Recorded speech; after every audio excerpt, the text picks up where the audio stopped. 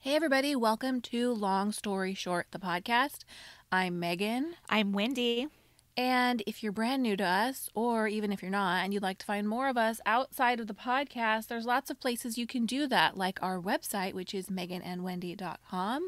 And it is full of holiday content right now, as well as tons of non-holiday content if you just need a break from that, which we totally get. You can also find us on Instagram, where we're Megan and Wendy LSS, and join our Facebook group where we are Long Story Shorties. And as Wendy has mentioned in the past, you can just mention that you're a podcast listener, because if you have no idea which one's Megan and which one's Wendy because you've never seen us, that's okay. Send us your emails too. We love to read them. You can reach us at meganandwendy@gmail.com. And speaking of, I have a little message we received on Instagram. It's lovely. Read Do you it want to me the people. From Lisa. So she was responding to an Instagram photo that we have up when we were promoting our bonus podcast where we review Hallmark Christmas movies. So she says, you definitely need rose-colored glasses to enjoy these movies. That said, I love having them on in the background all day. I've seen parts of most of them, but rarely sit down to watch them from start to finish. I am currently on a Breaking Bad binge, which is the complete opposite of a feel-good Hallmark movie. Have you ever watched that show? I had to stop in season 2. It was too stressful. Dark, very dark. Yes. She goes on to say, I love your new podcast and I do listen to those from start to finish. Thank you, Lisa. Can you do segments on your favorite Netflix shows, budgeting, and share what you two think of COVID? Or just pick one. Love you too. I feel like we're old friends, but I don't say anything. That made me so happy. It's such a nice message. And that comment was made before last week's episode went out, where we talked all about our thoughts on COVID. So you can go back and listen to our chit-chatty episode, which is episode number 8, if you want to hear what we think about that. I love her ideas about Netflix and budgeting. I know. I feel like I could do an entire episode on both of those things. I totally, 100%. 100%. Okay, so I have a little correction I need to make. Yeah. So in last week's Chit Chatty episode, I was talking about Jennie Garth, recall? I do. And I mentioned her book was called Blonde Ambition, and it is not. It is called Deep Thoughts from a Hollywood Blonde. So while I was making fun of Jennie Garth for not remembering anything, I couldn't remember the name of her book either. So now I mean, I think that's okay, since you didn't write it. It's a little bit different than not being able to remember the name of something you yourself created. But Sure. We will update our show notes to reflect that. And if you went looking for Jennie Garth's book and you couldn't find it, we're very sorry. Yeah. So tell me how your Thanksgiving was.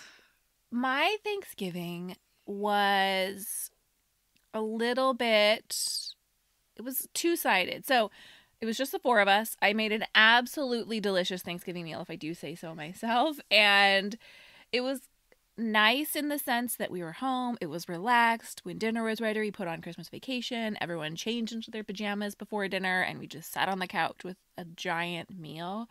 So, time out. You we ate Thanksgiving dinner at dinner. No. time.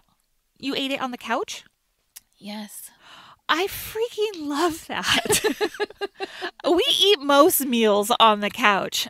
I mean, that's just how we are. But to do it on Thanksgiving while watching Christmas Vacation sounds heavenly. I think we would, obviously, typically when we do Thanksgiving, when we've never done a Thanksgiving just the 4 of us, we would eat at the table. And we do plenty of meals at the table, but I think we were really, myself especially, trying to make this a fun meal. We do Friday night dinners on the couch with the movie all the time, so we just bumped it up a day, and it was great. I felt like it was just so much more relaxed just watching a movie, and I didn't really care that, you know, the kids only ate turkey and a roll, and that part was really nice. On the other hand, there were parts of it that were sad. So I think one thing I have to acknowledge going forward is we can do everything we can to make it nice and to make it wonderful and to create these new traditions. And these little bits of sadness are still going to sneak in because there were still things that we were missing. And I've seen a lot of, oh, the holidays are what you make of them. And I want, it makes me so angry because it was a lovely day, right? We watched the Macy's parade, which we need to talk about, and we had a great day. And at the same time, you can't ignore the fact that there were things that were missing. Yeah. No, I think it's fair to acknowledge those things instead of pretending that everything is just wonderful. Yeah, you know? I don't need the toxic positivity. There's all for, I like finding the bright side. I like looking for things to be grateful for, but I think it's dangerous not to acknowledge the parts that are hard. But I'm dying to know how your smoked turkey came out. Oh, it was great. Listen, if I didn't have to cook it, like, it was going to be great. Yes. Meaning, yes, like, I absolutely. didn't. So we brined the turkey. I had to go to Home Depot and buy one of those orange buckets to put the turkey in to soak the turkey. But where did you put that bucket? In my refrigerator. I just adjusted the shelving and it fit. Okay. So we brined the turkey, then we rubbed it with all kinds of yummy things and threw it on the smoker. The problem is we bought a new smoker and there was like a timing issue. We didn't quite know when it was going to be done. So like trying to make it all come together at one time. Sure. But yeah, it came out great. It smelled so good. Just like that's the best part is the smell from that smoker. I'm like, hey, neighbors, we're smoking a turkey. Can you smell it? I freaking love it. My daughter goes, it smells like fire outside. I was like, oh, it's just the smoker. It's okay. Yeah, we're used to that Southern California wildfire smell, but right. It's just the turkey. I've been eyeing a smoker for my husband for Christmas. That may make an appearance in our house too. Yes, just for the smell. This was an early Christmas gift. I bought it from Home Depot. They delivered it. It was fully assembled. We rolled it into the backyard. It was ready to go. Yeah, it was awesome. I need to look into that option because if we buy something that needs assembly, I'm the one who will need to assemble it. Oh yeah, no. No, Merry Christmas to me. The other half of that gift will be paying for assembly. So, but I was happy with our smoked turkey. It was very successful. And I got to tell you, like, I super phoned it in on the sides because I am from the school of Sandra Lee semi-homemade. Yes. And so I just like bought pre-made mashed potatoes and did a little, zhuzhed it up a little bit with some Parmesan cheese, and that was super yummy. And yeah, I mean, it was, nobody gets like super excited in our home for like a Thanksgiving meal. So I didn't like go to great lengths, to wow everybody. For my husband and I, it's probably our favorite meal of the year. So while I am very much semi-homemade most of the year, not everything. I buy box stuffing, but then of course it still requires some work. I buy store-made rolls, but I do the mashed potatoes and the sweet potatoes. I have very specific recipes that have become our family favorites. And this year, I'm not a huge fan of pie. Like, I would pick other desserts over pie. Yeah, me too. But I made a pumpkin pie and an apple pie, and I made an apple crumb pie, which I prefer because I like that topping. And the pumpkin pie, as I was Thanksgiving morning getting ready to make it, I realized we didn't have the evaporated milk. So I'm online looking for a substitute, and you can use coconut milk, which I had. It was the most delicious pumpkin pie I've ever had in my life. Now, granted, it's also now dairy-free, which is a bonus for me. That wasn't my intent. I also made a graham cracker crust because I don't like pumpkin pie on pie crust. It was so good. I will never make it the other way again. The coconut milk made it delicious. You got your own special Thanksgiving pie recipe now. Yeah, that's exciting. I didn't tell anybody because sure. It's one of those things where like, oh, it's dairy-free. Now it's not going to be any good, right? Yeah. Nobody knew. They all thought it was delicious. So that's how we make pies from here on out. So our pies sucked. That's such a bummer. We purchased our pies from a local restaurant bakery that we always buy our Thanksgiving pies from because they have one pie that my husband loves, and he says that Thanksgiving is canceled if we don't have this harvest pie. it's called. No, what's in a harvest pie? It's like a pumpkin pie, and then it has a layer of like a pumpkin chiffon over it. Oh, that sounds delicious. I would enjoy that. Right. So it's like his favorite thing. But it wasn't good. They gave us the wrong pie. The box was marked harvest pie, but inside was just a regular pumpkin pie. So he was super disappointed. Oh, I would be too. He still ate it. Expecting one thing and it's I don't like pumpkin pie, so I also ordered a berry pie, and the berry pie was so bad. It tasted like it was rotten fruit. Oh. It was gross. It was so terrible. Like, I couldn't even eat it. I threw the whole thing away. It was awful. And I'm so mad at myself because I was like, I wanted to get a cherry pie because I love cherry pie so much, but I was thought, oh, maybe pumpkin pie or maybe berry pie people would eat that rather. Anyway, I should have just went with my gut decision to get the cherry pie, and I didn't. But if I really, really wanted to go with my gut, I should have got a lemon meringue pie because that is my favorite pie of all time. But then, since I mentioned that on Thanksgiving, because I was complaining that the berry pie sucked and I should have got the lemon meringue, I was told that I'm not allowed to get a lemon meringue pie at Thanksgiving because it's not traditional. I mean, if you're doing the pie ordering, I figure as long as they have what they want, you can have a bonus pie. Right? Right? I was like a little bit bothered by this comment because I was like, who says it has to be this kind of pie? I don't know. I don't want to rules, and if you're the pie purchaser, get whatever pie you want. I know. See, and here's the other find our own joy, right? But here's the other thing too. Like, we don't really like turkey, so we went to great lengths to smoke this turkey, which was wonderful. But I was like, we would have liked a prime rib better. So why aren't we making prime rib? Like, why do we have to make turkey? You don't. My next door neighbor did lamb chops, and then they did all the traditional Thanksgiving sides, or they did rack of lamb. They did something lamb, and then all the traditional Thanksgiving sides because they're not big fans of turkey. Right. Make your own rules. I know. I just hate falling into this like idea that we have to follow certain traditions. Yes. I didn't make these traditions. I don't care like what we eat on Thanksgiving. Okay, so let's talk about the Macy's Day Parade. Did you watch it at all? You know, I didn't watch it. I flipped it on and I saw the Hamilton performance happening outside of the Richard Rogers Theater. Yeah, and it made me super sad. It made me really sad because those who don't know, Megan and I took a trip to New York 3 years ago now. And we went and saw Hamilton, and it was such an amazing trip. It was for Megan's birthday. And all I could think about when watching it on the Macy's parade on Thanksgiving was like, I want to go to New York again. When can I go to New York? I want to go with Megan. I want to go for like a girls' weekend. 2 California girls in the city. Let's see all the shows back to back.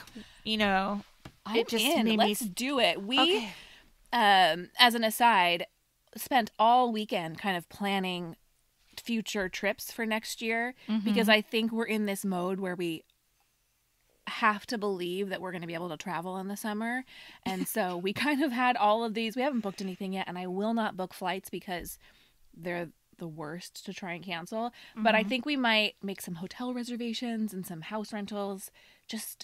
We just have so many dream trips. We're not going to take them all, but we want to go to New York, and we want to take this road trip, and we want to do all of these things. And that seeing the Macy's parade kind of spurred that a little bit.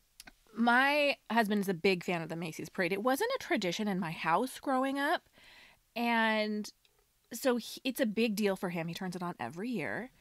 So he turned it on with the kids, and I was in the kitchen, which obviously has a view of the TV, but I wasn't watching it as carefully as they were. I did stop what I was doing and watch Hamilton. I did see the Alanis Morrisette Broadway presentation, and then went on a little bit of a Googling spree about what her Jagged Little Pill show is about, and it's a little dark. Oh, really? It's about, I mean, I was a very brief Wikipedia, but it's basically this like suburban mom who's addicted to painkillers. Oh. I heard it was really good though. I'm sure it is, and I'm sure the music is fantastic. That Jagged Little Pill CD was on repeat. Funny, as they were singing it, I was like, I still know every word to this song. So I think I would like it because of the music. But one thing that was interesting, and what it seemed like, and I will admit that I've done no further research about this, but as I was watching, it seemed like what they did is basically a mini parade past the cameras, right? There was no parade route. The performances happened outside of theaters, separate from the parade itself. And then they had this televised mini parade where all of the floats and performers went by. And I really appreciated their dedication to making it happen. And they talked a lot about how, they had all the COVID protocols in place. And I'm in this place where I feel very torn between, yes, of course, I want everyone to observe COVID protocols, and I also don't want to be reminded of them sometimes, right? So when you've got the Rockettes performing, I mean, everybody had masks on unless they were singing, and for some reason, the Rockettes with face masks on, I found it so sad. This is not, I'm pro-mask, I'm pro whatever it takes to get through this. There are moments in all of this where the extent to which our lives have changed in the past 8 months hit me stronger than others. Mm-hmm. And that was one of those moments. And I got a little teary in the kitchen. And I just felt, if you were to look forward from last year to this year's parade, you just wouldn't even know what was, I don't know. It's hard for me to describe my feelings about it, but I did find it a little bit sad. And at the same time, there was quite a bit of it that I enjoyed, loved the Hamilton performance. My husband is the one of us in the family who's not seen Hamilton, not even the movie. And as they're singing, he's like, is this song in the show? Oh my God. Like, the Schuyler sisters? Yes. And I really appreciated that in 2020, obviously, that song is kind of an ode to New York, which I think is part of the reason they chose it. Mm-hmm. But I also like that they chose the song that features the 3 women and is focused on the women in the show. And that's really the only song that's all about the women. Yeah. It's funny that you mentioned that because I was like, that's such an interesting song that they chose. It wouldn't have been the one that I would have chosen if I was producing that show. But it's not the iconic Hamilton song, but they do, I think A, the odes to New York, and B, let's put women in the sequel. Yeah, I like it. So speaking of Hamilton, yesterday morning, I was feeling terrible. I turned on Disney Plus and I watched the Taylor Swift, making of her newest album or whatever, which is an album I haven't listened to. I really like Taylor Swift, but that first song off the album is so sad and sappy, and I was just like, I can't let my brain go there right now. Right. But after watching that documentary, I was crying throughout it. And then when it was over, I felt I needed a bigger cry. So then I turned the very last scene of Hamilton on and watched that. So I had a little good cry over Disney Plus yesterday. Oh my goodness. I would recommend watching it. And then turn on Hamilton for a good cry. Cry yourself dry. Exactly. On a much lighter television note, can we talk about the return of one of our favorite guilty pleasures? Go ahead. Now, I want to say I don't like the phrase guilty pleasure. I don't think we should feel guilty about watching trash television, but I do feel guilty about watching this show in particular, and that is Dallas Cowboys cheerleaders making the team. Oh my God, I'm so glad it's back. You have no idea. It's always a summer show because, of course, they launch it, prior to the football season. It leads up to the season. That didn't happen, and it's very, very different this year. Let's say it again. But so this is another one of those moments where, much like watching Real Housewives of Orange County, we're in the phase where we're seeing the ramp up to COVID. This is deep in the middle of COVID. They call it a bubble that they're in. They're not really in a bubble, but they're wearing masks and they're doing small groups. And part of me, on the one hand, I'm glad to have it back. And on the other hand, it's bugging me that COVID's in my show. I know. I hear you. I'm just happy it's back. I look forward to that show every single season. I love the dancing part of it. I just love it so much. I was a little disappointed that there weren't familiar faces coming back to try out this year. Did you notice that? Well, okay, but right now they only have the rookies.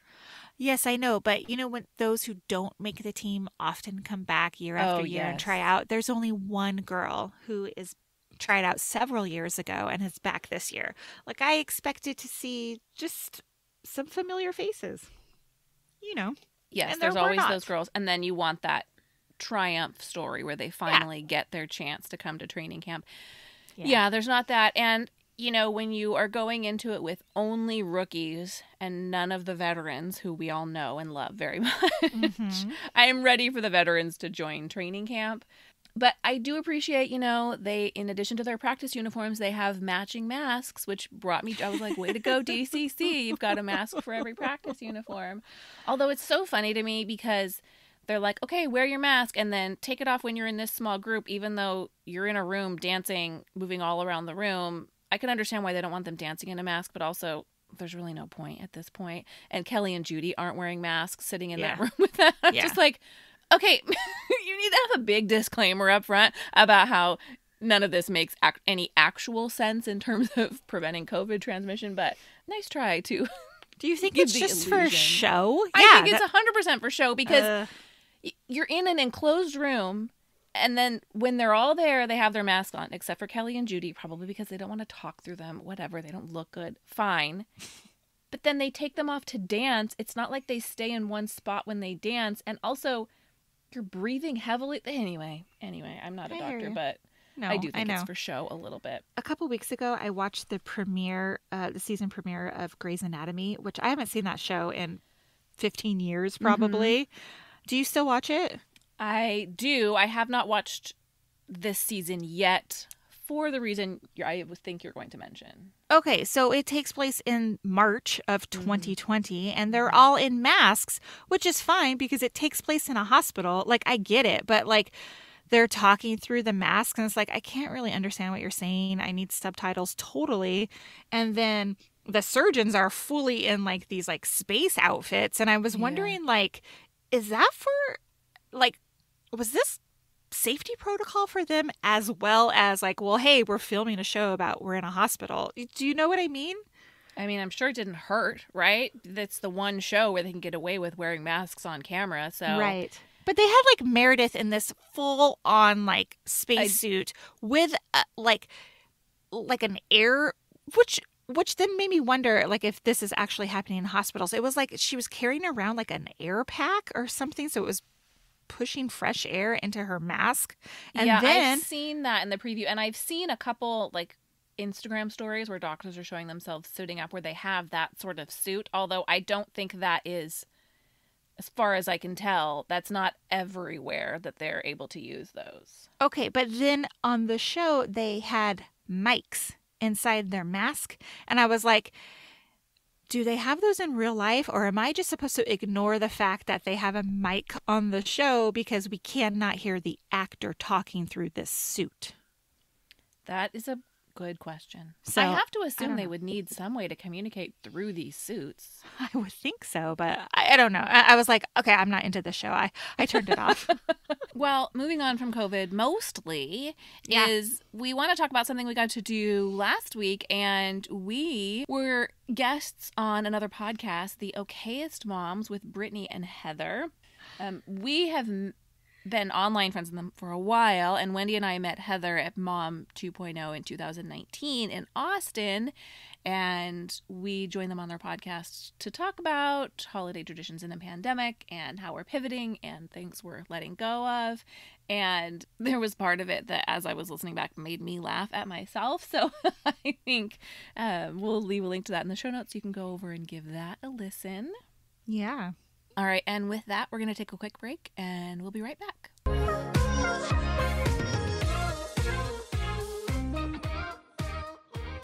This episode of Long Story Short, the podcast, is brought to you by Celestial Shell.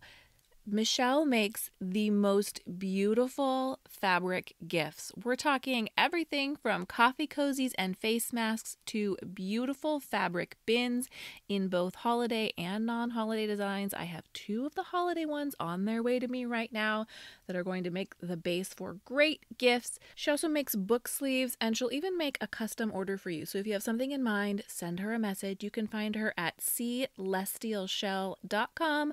Of course, that link will be available in our show notes, and let her know that Megan and Wendy sent you.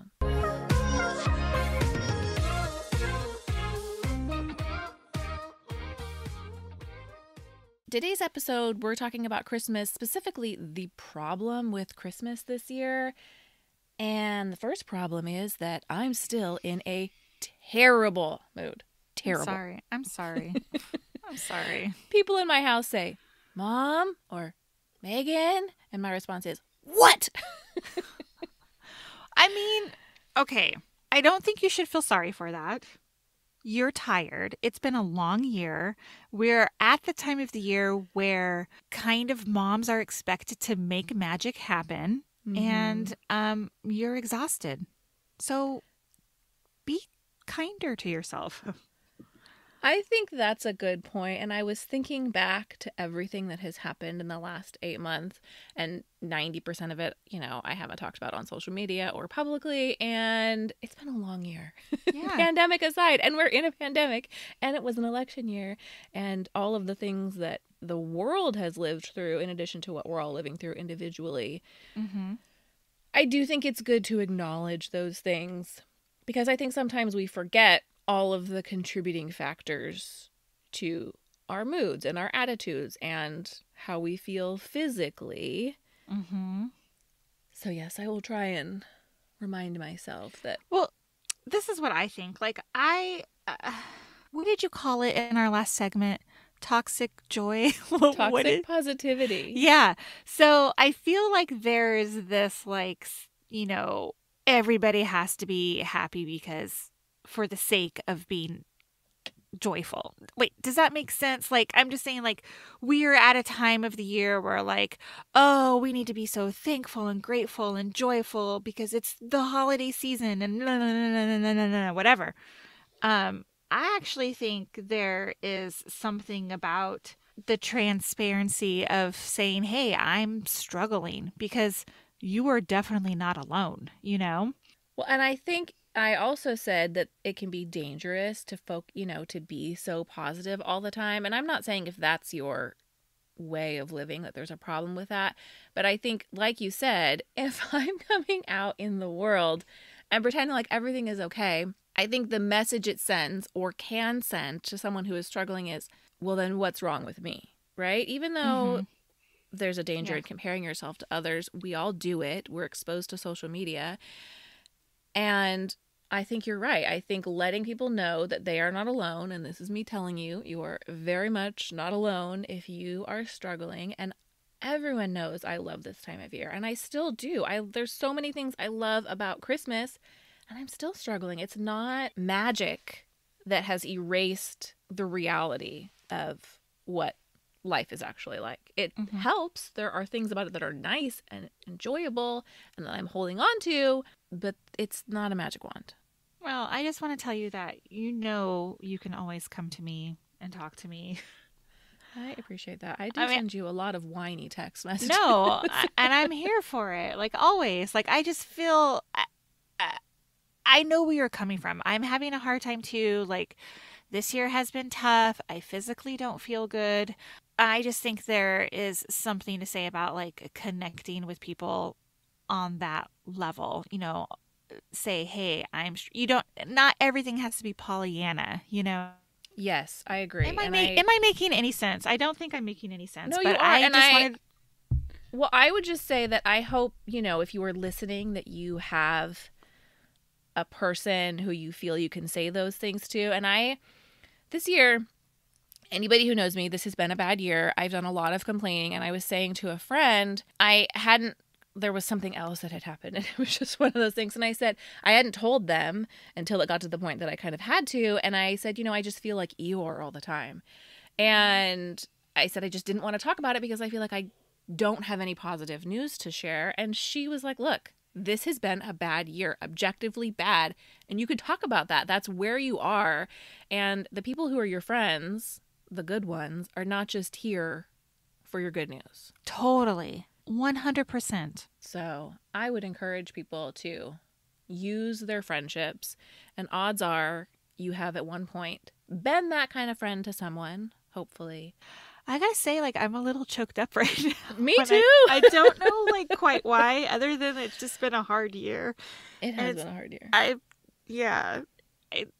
My friend Kelly texted me the other day. She's like, where have you been? Because when things are hard for me, like, I retreat. Like, I don't reach out to people. I just, go into my little hole. And it's been like that the last couple of weeks. And, like, yeah, like, I'm sorry you're going through it. I feel you totally. No, I'm sorry you're going through it too. It's been a bad year. And I think, as many gift guides as we write and as many blog posts as we write about finding ways to connect with people when you can't be in the same room. I mean, I believe in those things. I do believe in all of those things, right? I like to find ways to connect with people. I love buying gifts. And at the same time, I wouldn't want anyone to think that that is an accurate representation of our moods 100% of the time, right? Right. It's like, I want to share, hey, look, this stupid Christmas mug is bringing me joy. And sometimes I need to talk about that. And sometimes I need to talk about, I'm just sad. Right. And we're allowed to do all those things, Yes. Some of those things aren't Pinterest worthy, which is why, some things are better for the podcast than for the website. Right. That being said, I have a bit of a Christmas queen confession to make.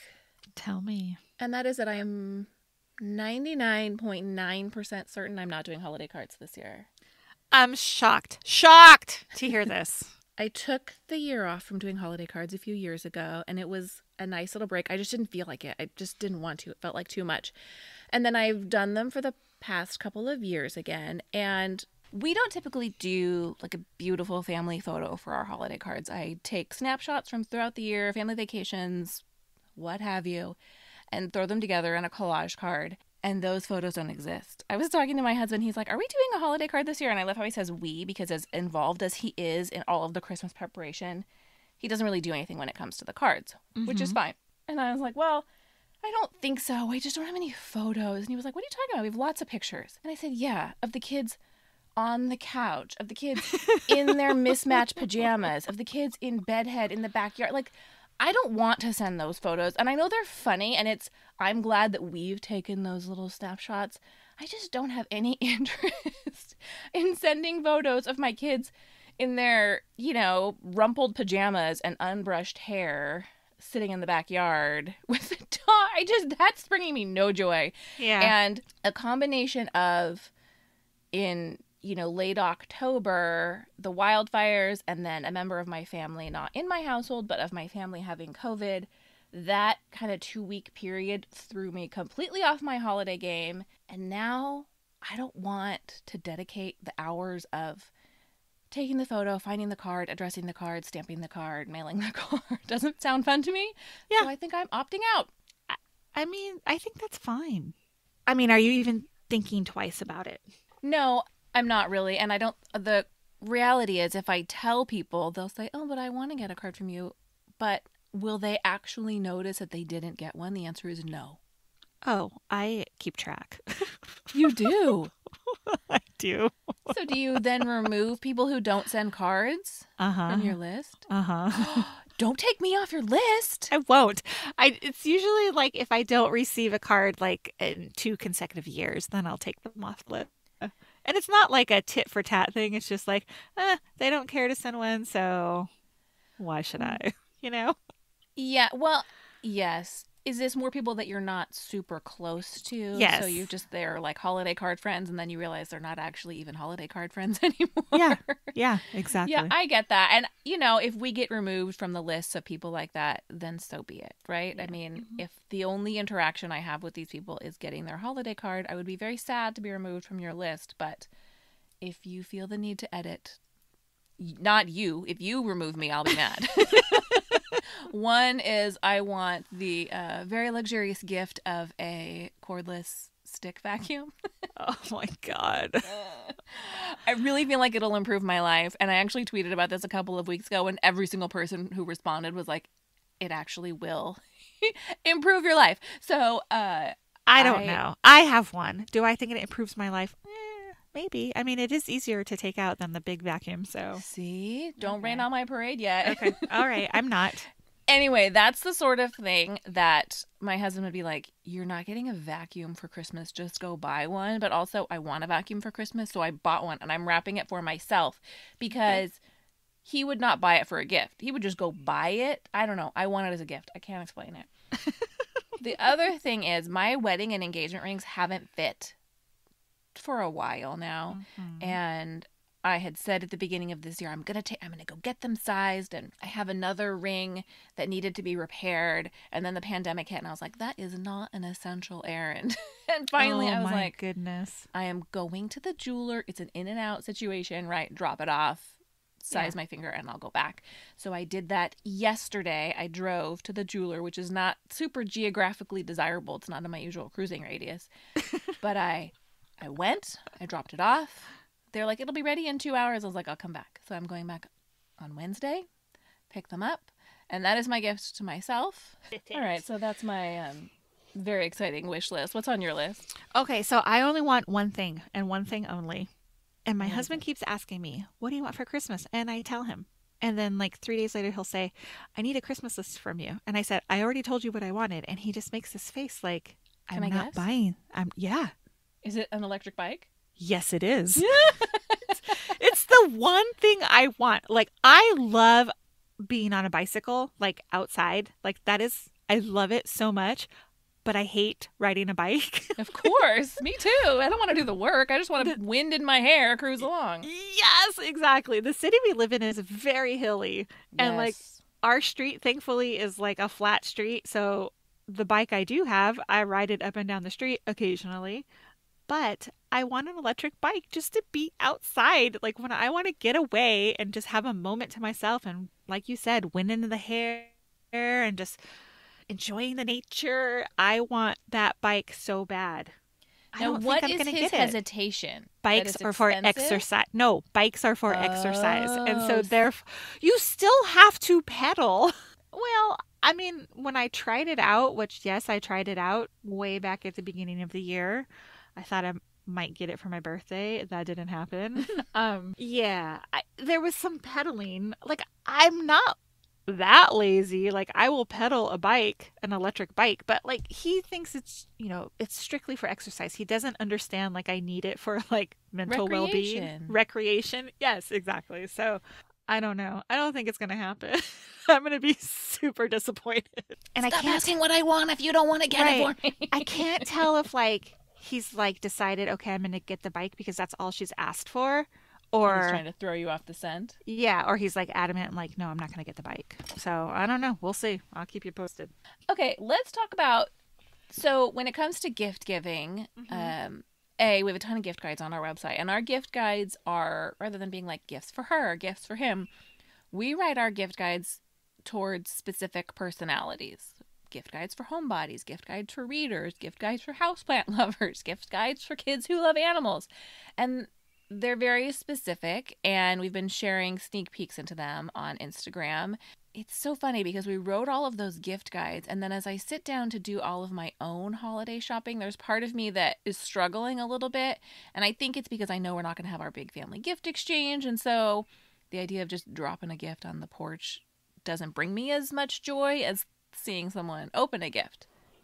However, I do think there are ways to infuse some of the joy back into gift giving. How do you feel about shopping small this year? I'm for it because we have so many mutual friends that have small businesses that are struggling. So I'm happy to spend my dollars there to help support them. Yeah, 100%. We have a page on our website that we're constantly adding to, but lists some of our favorite small businesses of our friends. We'll link that in our show notes. And another thing we're doing, Wendy, several episodes ago, talked about the discovery of a Facebook group called Youre for Each Other, where Disney cast members who had been furloughed or laid off were sharing their Disney businesses. And so we have a Disney Instagram account. And since we are not going to Disney, we don't have any Disney content to add over there right now. So right now we've turned that over to an account where we're just sharing those businesses. And you can find them all on our Instagram account, which is Girls Gone Disney, which we'll link. We also have a page on our website where we've listed all of those businesses with links to where to find them, because of course you can't link from an Instagram post.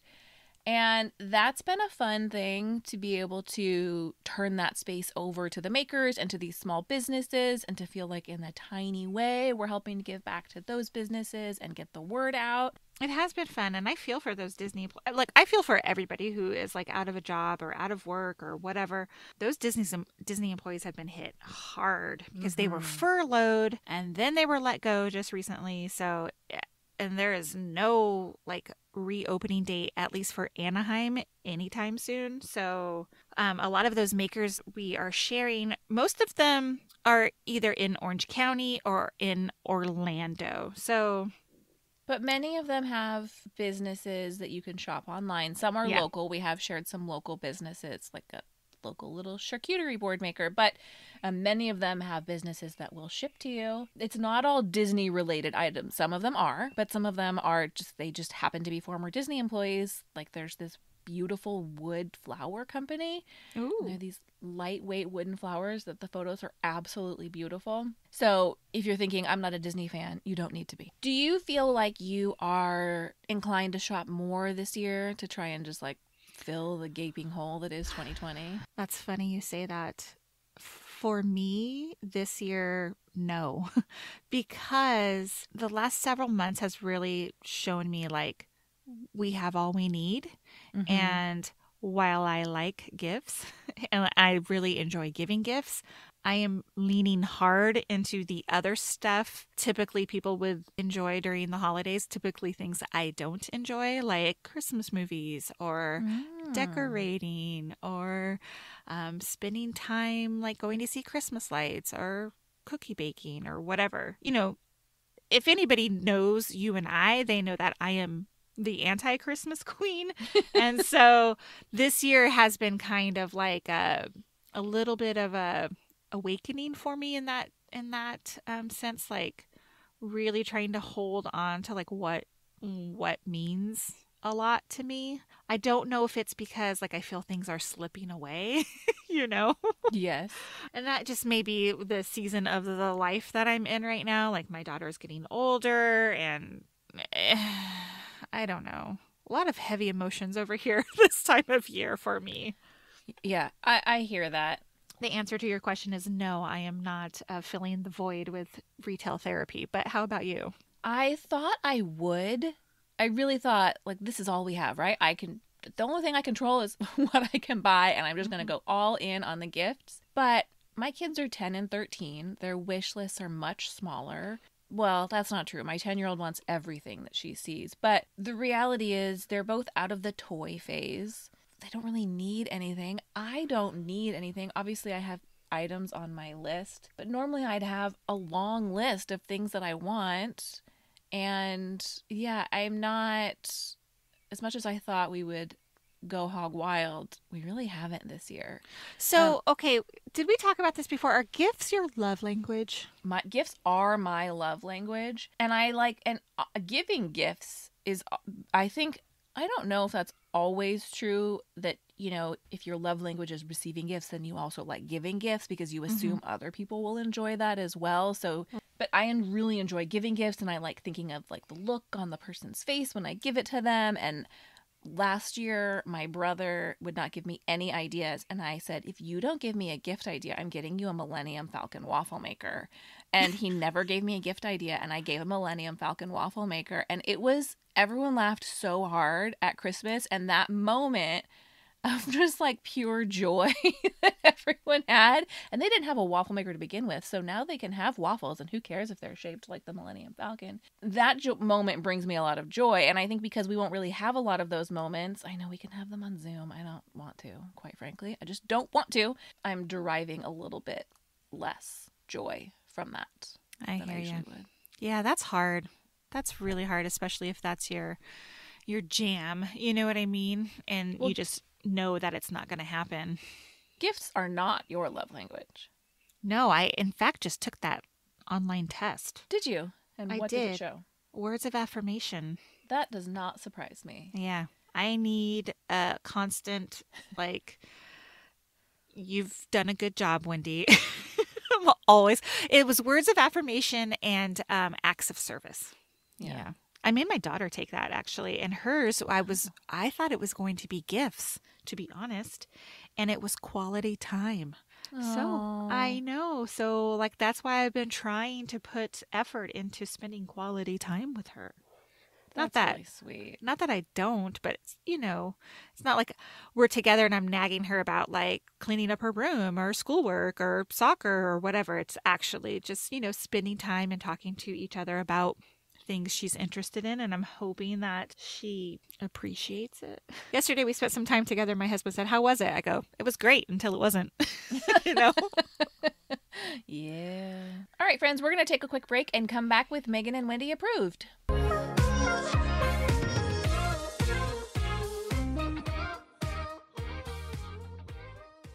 All right, let's turn it around. Do you have something you're really excited about that you want to share with the folks?